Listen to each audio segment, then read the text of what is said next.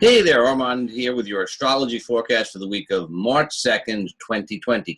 First couple of questions out of the way. Yes, I do personal astrology consultations. You don't think that YouTube videos put dinner on the table, do you? Secondly, yeah, it is pretty much the same shirt. I have a couple of them, but I have been wearing them for the videos. They're clean, except for the dog hair, but that's true of everything around here. So there's not much of a thing there. Don't worry, it's clean, pretty clean.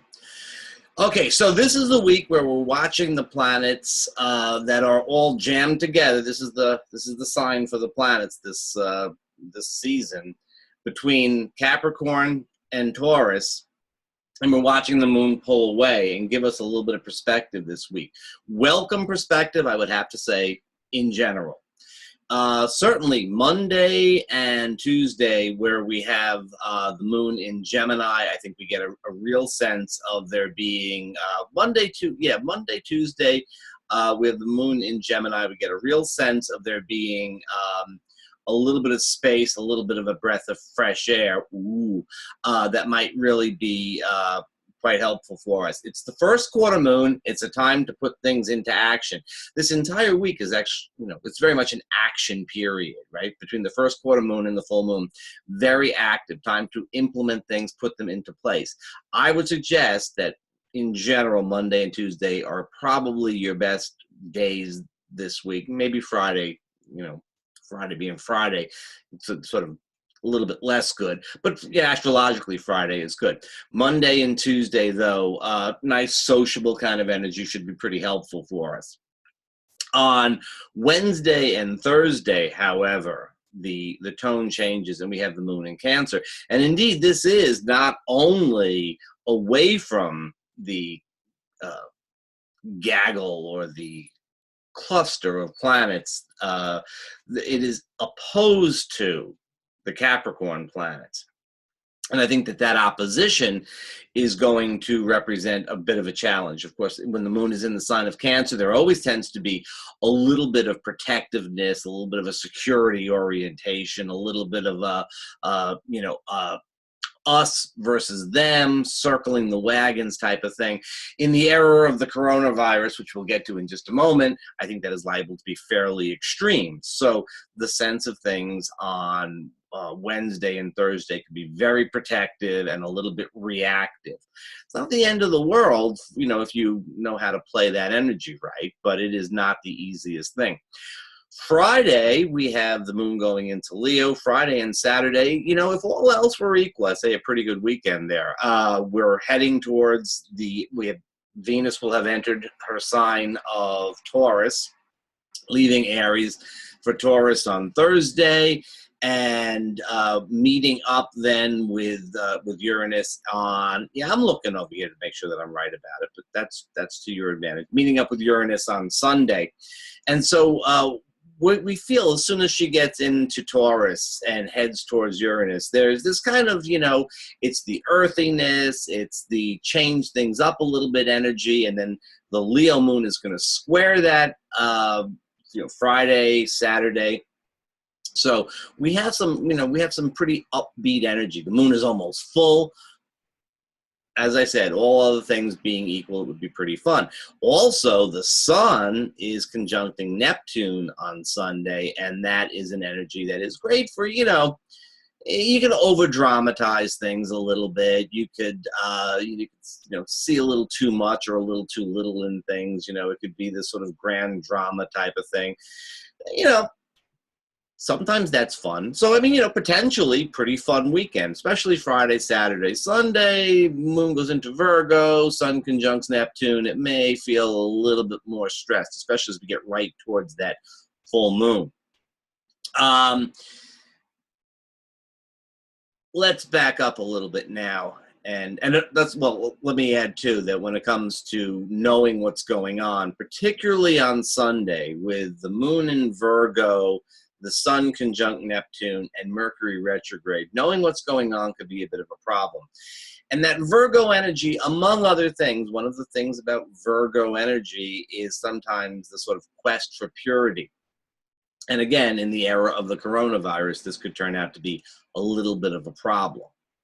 So, the era of the coronavirus. It is, I don't like to be the doom and gloom astrologer. I don't like to talk too much about social and political issues either, because people in our very polarized kind of environment tend to essentially hear a word or two and then just sort of make snap judgments and then rattle off their own little thing about it. This is a big enough story and it's significant enough that I want to talk about the astrology.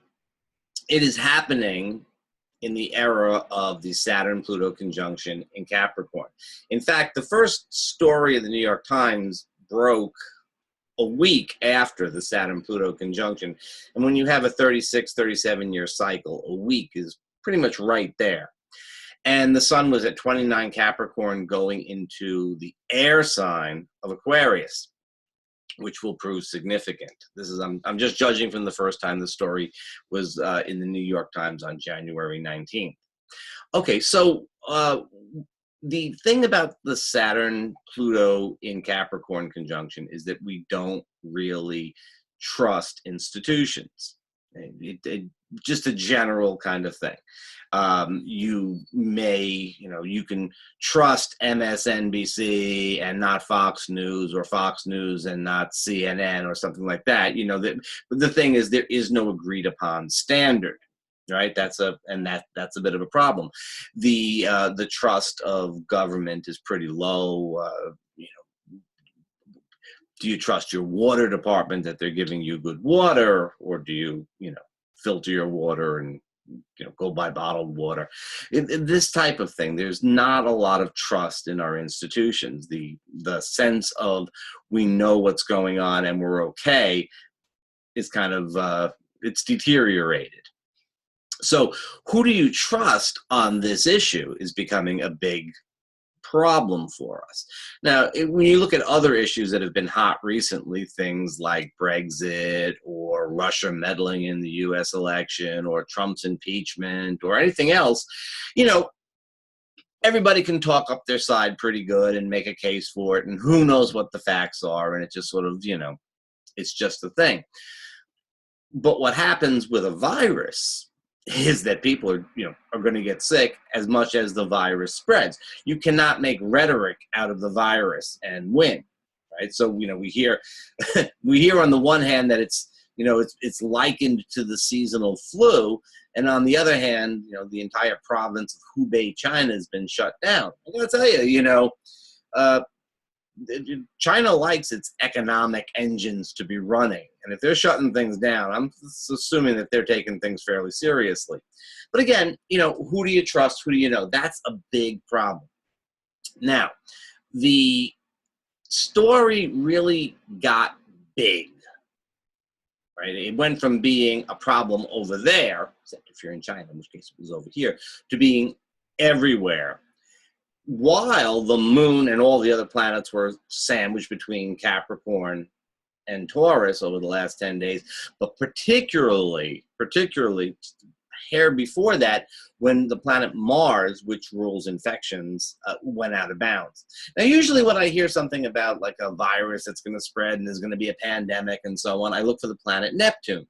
Very frequently around the Neptune station, you'll see that the story breaks and there's an outbreak of something someplace and everybody's panicked for a few days and it's a big story, and then it just goes away. Nothing happens with it. It just stops being a story. That didn't happen this time around, and I noted that there was nothing really very Neptunian about the way this story broke. It actually seems to be, not tied into Neptune at all. The planet Mars going out of bounds, quite significant. I mention that because Mars doesn't get back in bounds until March 18th. And that's a ways away when we're talking about something like this. And on top of all, when he gets back in bounds, the first thing he does is meet with the planet Pluto, go over the degrees of the Saturn-Pluto conjunction, and then in early April goes into Aquarius and meets with Uranus. Goes into Aquarius and meets with Saturn, which will be in the sign. I'm thinking, therefore, that we have pretty much a good solid month of this being a concern. And a month of this being a concern is a pretty long time. Uh, you know, I look at this and say that we, potentially have some real problems here. And again, this is not a story that yields to rhetoric. This is a story that is an issue. We're looking at the official mortality rate of 2%, but if you actually, run the numbers, the number of people that are infected by the number of people who die, it looks to me to be closer to 3%.